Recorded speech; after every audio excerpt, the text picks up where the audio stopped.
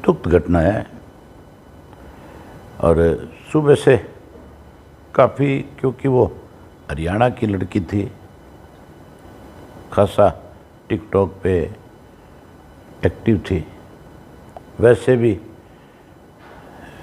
लोगों में एक उसका क्रेज़ था अपने आप में। उसको लेकर के सारा दिन से बहुत सी चर्चाएं चल रही हैं इस किस्म की कि उसकी मौत का कारण पता लगना चाहिए, उसकी जांच होनी चाहिए, सीबीआई से जांच करा लेनी चाहिए बीजेपी को, इसमें परहेज नहीं करना चाहिए। दुखद घटना है और सुबह से काफ़ी, क्योंकि वो हरियाणा की लड़की थी, खासा टिकटॉक पे एक्टिव थी, वैसे भी लोगों में एक उसका क्रेज़ था अपने आप में। उसको लेकर के सारा दिन से बहुत सी चर्चाएं चल रही हैं इस किस्म की कि उसकी मौत का कारण पता लगना चाहिए, उसकी जांच होनी चाहिए, सीबीआई से जांच करा लेनी चाहिए बीजेपी को, इसमें परहेज नहीं करना चाहिए। दुखद घटना है और सुबह से काफ़ी, क्योंकि वो हरियाणा की लड़की थी, खासा टिकटॉक पे एक्टिव थी, वैसे भी लोगों में एक उसका क्रेज़ था अपने आप में। उसको लेकर के सारा दिन से बहुत सी चर्चाएं चल रही हैं इस किस्म की कि उसकी मौत का कारण पता लगना चाहिए, उसकी जांच होनी चाहिए, सीबीआई से जांच करा लेनी चाहिए बीजेपी को, इसमें परहेज नहीं करना चाहिए। दुखद घटना है और सुबह से काफ़ी, क्योंकि वो हरियाणा की लड़की थी, खासा टिकटॉक पे एक्टिव थी, वैसे भी लोगों में एक उसका क्रेज़ था अपने आप में। उसको लेकर के सारा दिन से बहुत सी चर्चाएं चल रही हैं इस किस्म की कि उसकी मौत का कारण पता लगना चाहिए, उसकी जांच होनी चाहिए, सीबीआई से जांच करा लेनी चाहिए बीजेपी को, इसमें परहेज नहीं करना चाहिए। ये तो टीचर्स की भर्ती नहीं कर रहे, प्राइवेट स्कूलों को प्रोत्साहन दे रहे हैं। मैंने जो सुना है कि प्राइवेट स्कूलों की एसोसिएशन ने पैसे इकट्ठे करके और दिए हैं इनको कि आप स्कूल बंद करो। नई एक जो इन्होंने एजुकेशन पॉलिसी बनाई है कि कोई बच्चा सरकारी स्कूल में पढ़ेगा तो 500 रुपया देना पड़ेगा, अगर वो प्राइवेट में जाएगा तो सरकार उसका 1500 रुपया देगी। भाई आप 1500 रुपया देने की बात करते हो, आप टीचरों की भर्ती क्यों नहीं करते? उनकी तनख्वाहें दो, उनको भर्ती करो, अच्छी एजुकेशन बच्चों को दो।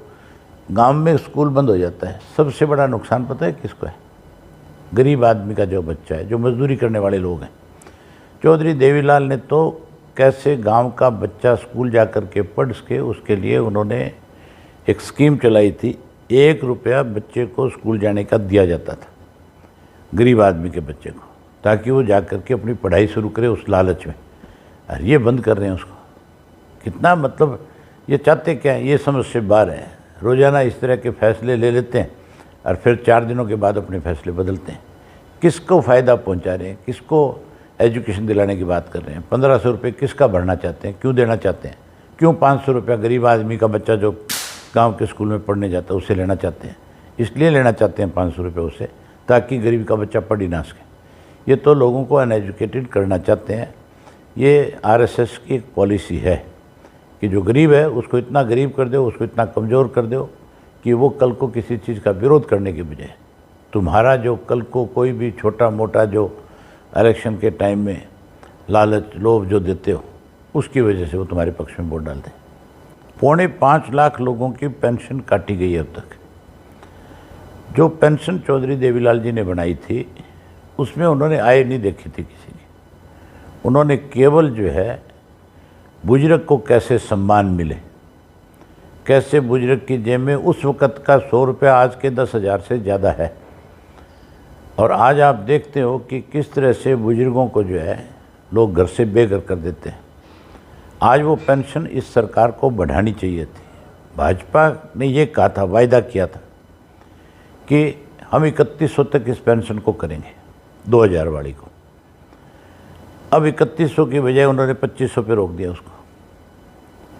पेंशन बढ़ानी चाहिए, उनको अपना वायदा पूरा करना चाहिए, इसको 3100 तक ले जाना चाहिए। और जिनकी पेंशन काटी है उनकी पेंशन पीछे जिस दिन से कटी है उस दिन से लेकर के अब तक उनकी पेंशन देनी चाहिए।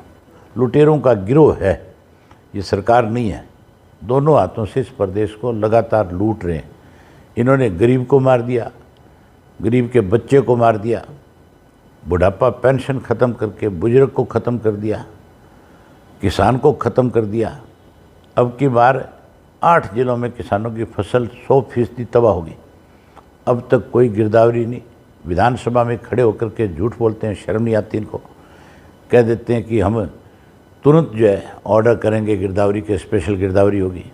आज कितने दिन हो गए, कोई गिरदावरी नहीं है। लोगों ने खड़ी फसलें बहा दी अपनी।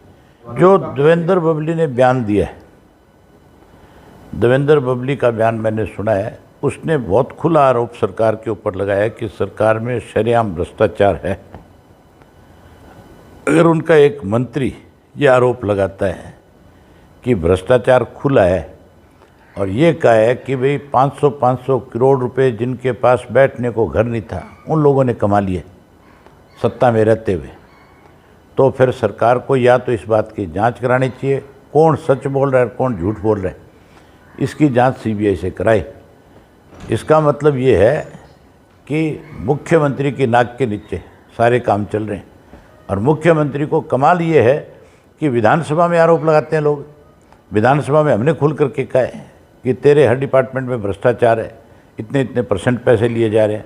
यहाँ तक भी अब की बार आरोप लगे थे कि कौन कौन आदमियों के माध्यम से कलेक्शन की जाती है, कोई जांच नहीं। मतलब इतनी बेशर्मी हमने तो आज तक किसी सरकार में नहीं देखी कि किसी के खिलाफ आप इस तरह के आरोप लगाओ और विधानसभा के सेशन में लगाओ और आप जो है हंसते हंसते उस बात को टाल रहे हो। तो अब कौन ठीक है, इस बात का काम तो मुख्यमंत्री का है, मुख्यमंत्री की जिम्मेवारी है। अब या तो जांच कराओ इस बात की, नहीं जांच कराओ तो इस्तीफा दो।